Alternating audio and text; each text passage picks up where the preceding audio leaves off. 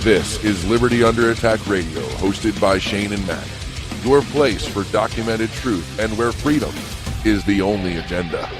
We must end the terror war.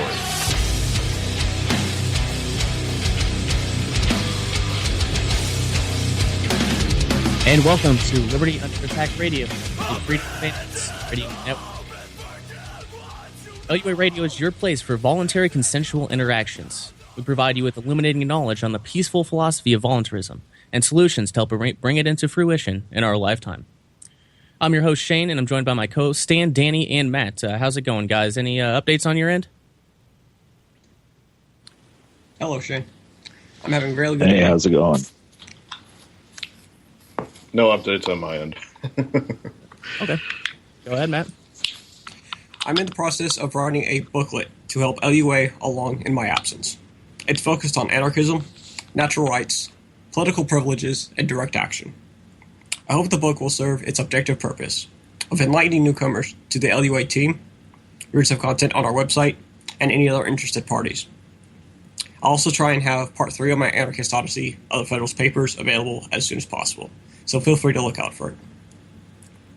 Okay, and Matt, since you did mention that, you mentioned your absence, why don't you inform the listeners on what you meant by that, so they're in the loop. All right. There's no real timeline for this. It may be several months down the road. I'm not sure exactly, but I will definitely be absent, and I will stay in contact with Shane so I can keep everyone updated. And I'm not permanently leaving LUA. I'll just be unavailable. So, okay. It's not the end. That's for sure. Oh, awesome. Well, I just figured since you mentioned... And I have every intention of coming back, so... Sounds good. Stan, did you have anything for the listeners? Well, I guess we could talk about the guy who had his car unexpectedly towed once he called the cops to unlock his car. Practically, the story of this week was that a young gentleman from Wisconsin called the police because he had locked his keys in his car. Not only one set of keys, but all 3 of his backup keys. Basically, the story ends that he had an outstanding felony warrant on his vehicle. Basically, once they looked that up, they decided instead of unlocking the poor gentleman's car, they were going to tow it away, even though the issue was resolved. But because of our efficient system and people were left out of the loop and certain boxes weren't unchecked, the young man had to hoof it home, as it were. That's cool. That's definitely not good, and I think that was the incompetency from the I guess you could call it like the DMV in that area. They just didn't keep it updated in the system that he actually didn't have a suspended license, or actually that he didn't have a warrant out for his arrest. Is that correct? Yes, basically, and it wasn't a warrant out on him; it was a warrant out on the car. Apparently, because they didn't confirm the driver on the felony flee, that it was a felony on the car, not the actual driver, even though the issue was resolved in court. Well, it's definitely an unfortunate circumstance for that gentleman. Hopefully he figures that out. He's definitely have to pay the impound fee, which is, I mean, what do you expect from extortionists? They aren't going to cut him a break, so... Right. And it kind of shows, it's a little bit his fault for locking his spare keys in the car, but, it also shows that sometimes you can't necessarily rely on the state to achieve your end of goals of getting back into your car. You might just end up walking home anyways. Yeah, I guess it's another reason to not call the cops.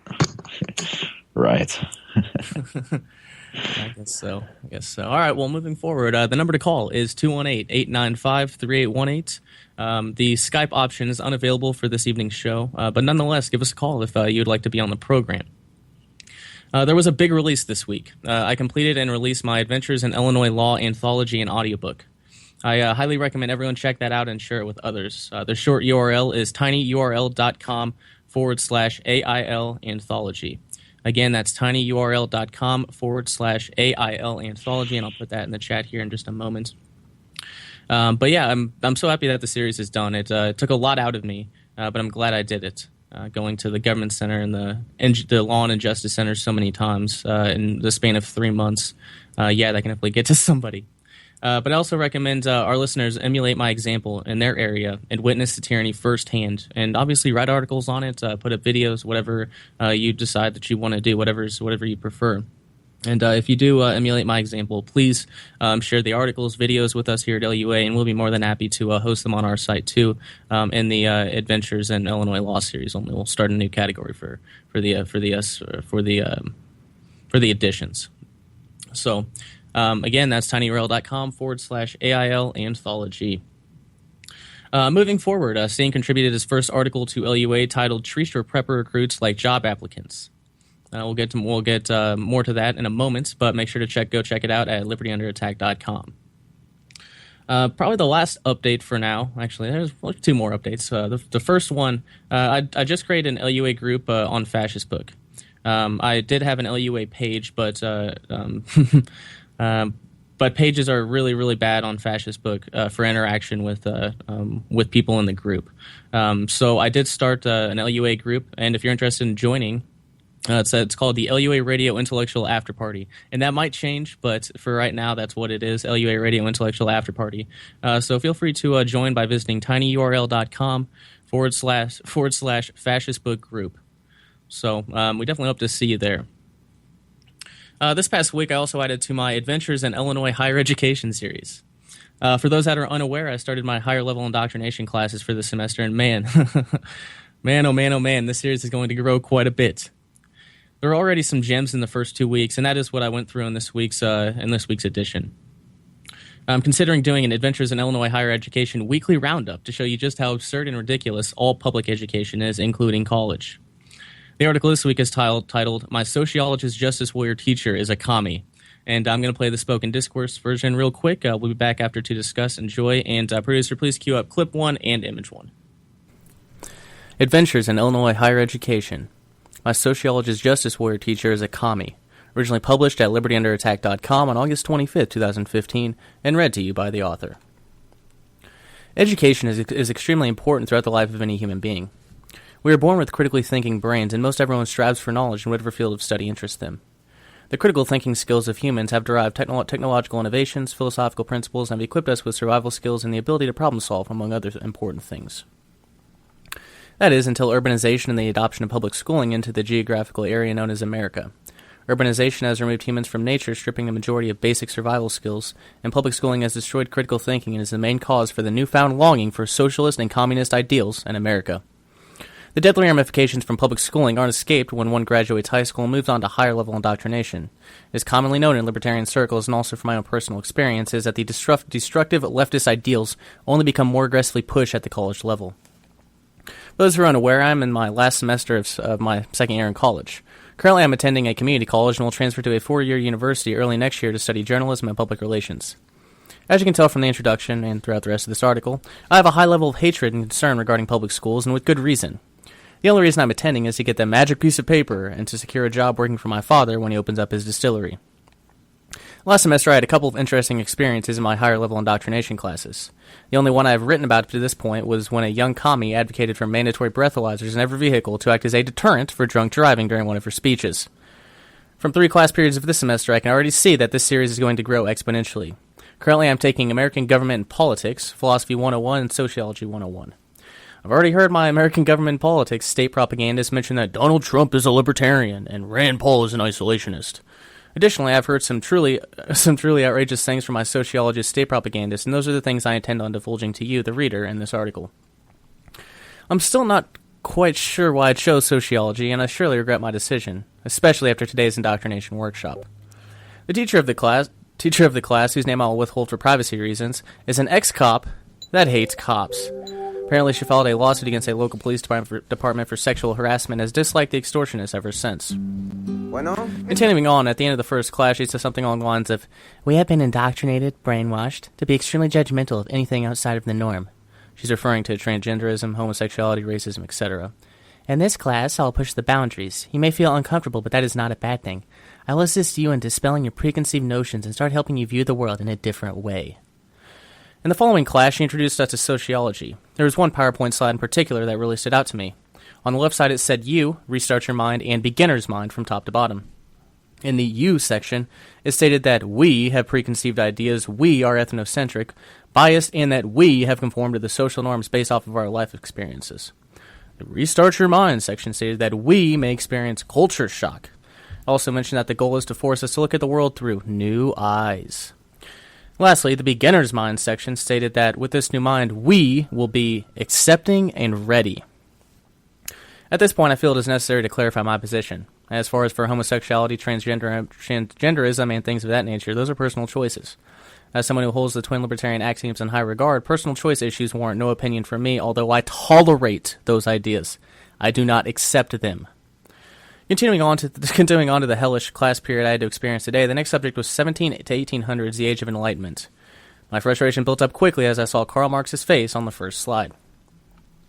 Before she started her Marxist worship, she discussed society and social institutions. She provided an example of how we classify and group individuals based off of race, gender, money, age, etc. She chose the example of race. She referred to the U.S. Census Bureau on the classification and race, and the term black came up. She then said, I know that term is offensive to some. For those of you in here, does the term black offend you? Please tell me. I don't want to offend anyone. Black or African American? One of the students then asked, what is the politically correct terminology? At this point, I was cringing. And of course, the cultural Marxist went on a little rant about what is politically correct, and apparently she was taught that both terms were. She then mentioned Rachel Dolezal, the white lady that changed races to become the president of the Washington State NAACP chapter. The state's propagandist said, she used her white privilege to change races and gain that position. Hey, at least it took her 2 full classes for her to mention privilege. She must be feeling white guilt. After that discussion, we arrived at the Karl Marx slide. The first bullet point said, economist. And I almost laughed out loud at that absurd identifier. It all went downhill from there. After wrongly labeling him an economist, she wanted to state that Karl Marx is a communist. The fact that she feels the need to mention that in a college classroom shows you how great public education is at educating. Interested in seeing where this lecture went, I continued to listen intently. She went on to state that communism is truly a great idea.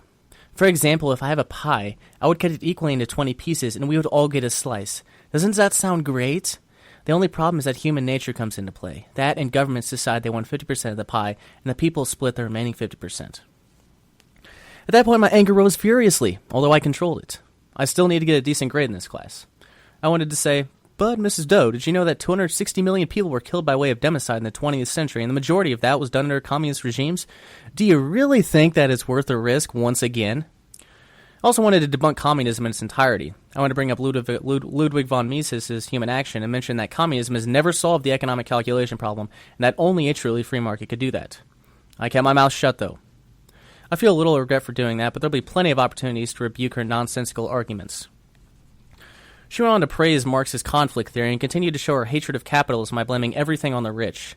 She prefers a redistributive model, whereby everyone is equally impoverished and controlled by a dictatorial regime. Already, I have seen the state propagandists misusing and misrepresenting the philosophy of libertarianism, political correctness run amok, and the indoctrination into the deadly communist ideology. As you can tell, this is going to be one hell of a semester. Okay, You just and heard we are Adventures back. in Illinois Higher Education. Definitely hope you enjoyed that spoken discourse. Certainly eventful. So, Stan, Danny, Matt, any thoughts on on my cultural Marxist professor? I know, Stan, you mentioned to me in some of our conversations that you had a similar. Actually, your professor he openly worshipped Marx too, didn't he?